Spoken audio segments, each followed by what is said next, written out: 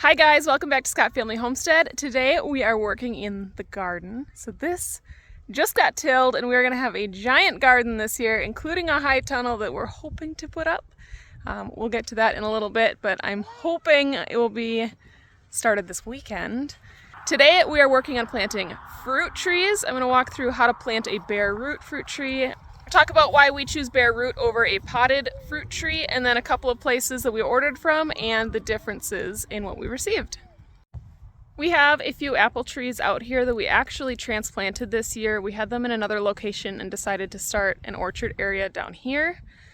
So we have 4 apples. We're going to add 2 more in this row and we'll have 6 trees.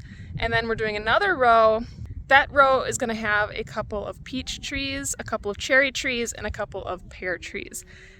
Now we're in northern Wisconsin. I'm not guaranteeing these will grow. This is kind of an experiment, especially the peach trees. I know people really struggle with those, but we're going to give them a try. We're going to see what we can do. Nothing else, just for fun. So this is how the trees come, and there's a lot of like shredded paper and some hay in there usually.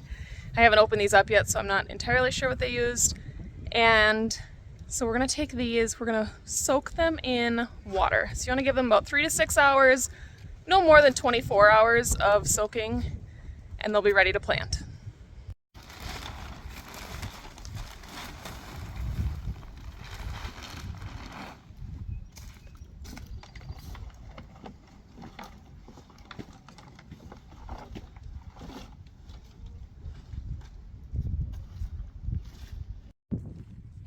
Alright, so this is how Stark Brothers does theirs, which they must already be leafing out down where they're at. And they do the shredded paper. It's really nice and moist, but we're going to go ahead and soak these as well. About an hour from us, there's a place called Hanson's Garden Village, and they do a bare root sale every year, and we love their trees.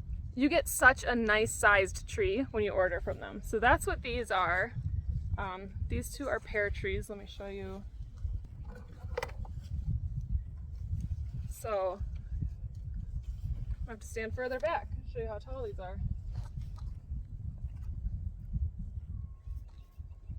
We're talking much taller than I am.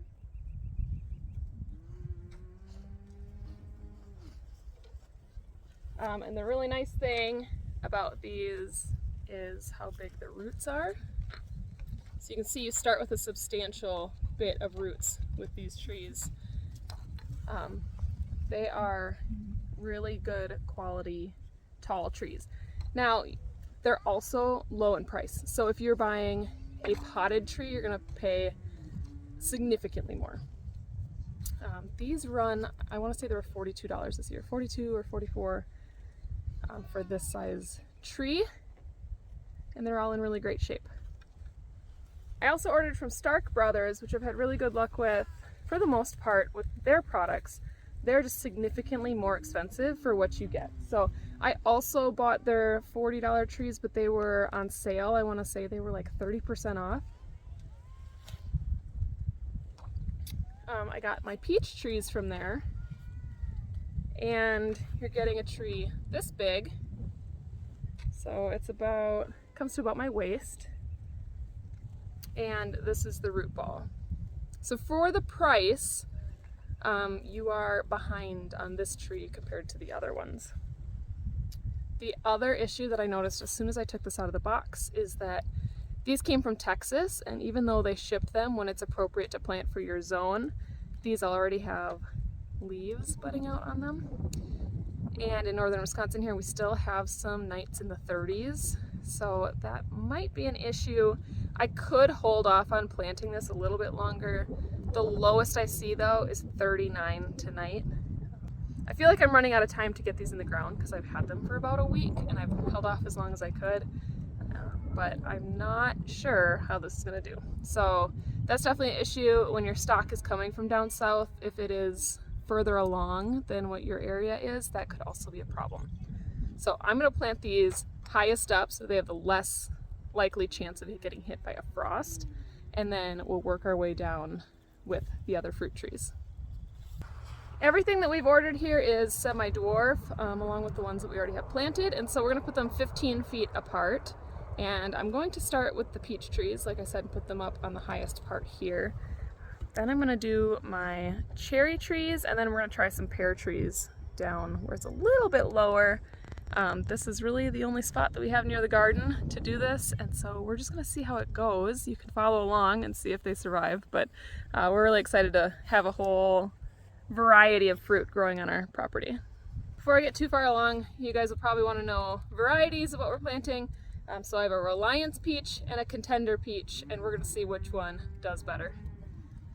I've heard mixed reviews on both, so we're giving them both a try. We've got two types of pear. Not sure how you say this one. Year. And early gold. Give those a try. We got two of these Wasabi cherries. Very excited about those. Snow sweet apple. Check out the roots on this thing. Seriously, bang for your buck. And then the other apple is a Macintosh. Need a tag on that one. And then we currently have two Honeycrisp apples, a Prairie Spy apple, and a Winecrisp apple that are already planted. We're gonna dig a hole for this now because I have such a tiny root ball on this. It's gonna be a pretty small hole. You're gonna leave a little mound for in the middle because you want your soil up in there. And you're going to plant this just to where your bark starts and your root starts to flare out. Don't be misled by this right here. This is the grafting point, and if you bury it to there, then you're burying a good portion of your trunk, and it will girdle this tree. So you're going, a lot of times they'll have kind of a line, you can see where they had them in the soil previously, but this one you can kind of see where it flares. So we're going to do right to there. Don't bury it too deep. This is going to be a small hole for these, and then we'll have to do a much bigger hole for the other ones. Stretch their roots out nicely and have them reach out. That's going to help it get established. We did tell this before, but you don't have to.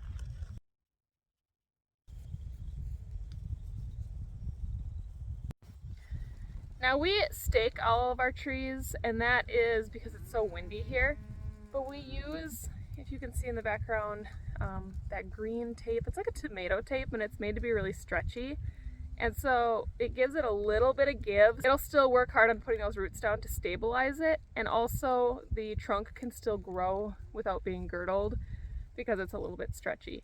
But it's not meant to be left that way for a long period of time. If you're going to use something to stake your trees, you need to check on it every 6 months, definitely yearly, and make sure it's not restricting the growth of your tree at all.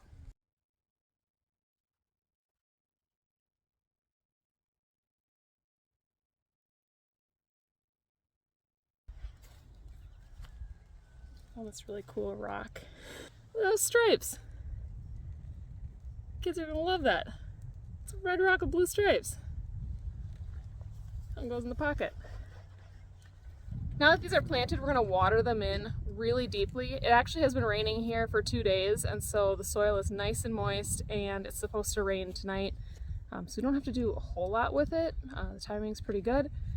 We're also going to, this would be the time to add fertilizer if you want to do that. So you can buy the stakes that you put down into the ground or a specific tree fertilizer. We are just going to do a ring of rabbit manure around each of our trees, and that should fertilize it for the first little bit here. The rabbit fertilizer just keeps coming, and so we'll continue to use that as our fertilizer. After we fertilize with the rabbit fertilizer, we will mulch around. We're just going to use straw because that's what we have here. You could do wood chips, anything that's going to maintain moisture throughout the year. And then you want to keep these watered. So if it hasn't rained in a while, go water your fruit trees, especially while they're getting established. Speaking of rabbits, they will chew on your trees in the winter. So you want to get tree guards, but you don't need to put those on until the fall. Again, it's a risk of girdling your tree, and so you don't want to just leave those on forever. So put them on the fall and take them off in the spring. I'm going to go ahead and get the rest of these planted. So we're going to do cherry trees next, then a couple pear trees, get the last of our apple trees planted, and we'll be all set. This is one of the cherry trees, and you can see the dirt line here from where it was buried before, so that's how deep we're going to go with it. And then this will all stick up out of the soil. So we need to get a pretty deep hole on this one, and Ryan is working on that now. So we're going for deeper on the edges and mounded in the middle. Yeah, it looks like that's going to be a pretty good hole. Now we can start by filling it in underneath the trunk first, and then we'll cover up all of the roots. Alright, so we're ready to fertilize here, and we don't want to put it right up against the trunk of the tree, but we're going to sprinkle it around. And rabbit droppings are a cold fertilizer, so they don't need to compost at all. You can use them immediately. Versus something like chicken poop that needs to be composted and broken down, that's considered a hot fertilizer. And so that's why we actually have our rabbits, is for fertilizer purposes. Otherwise they're just pets. Now we're going to put down some straw. You could do a weed guard around this. We aren't going to do that today. We are just going to use straw to help hold in moisture. And again, you don't want it touching the tree and holding moisture against it. You just want to make a ring around the outside.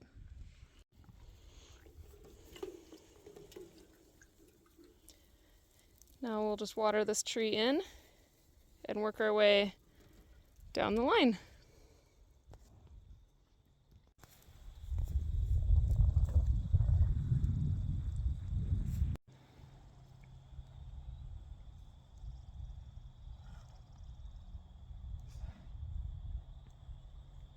Thank you for coming along with us today. If you haven't already, please subscribe to our channel.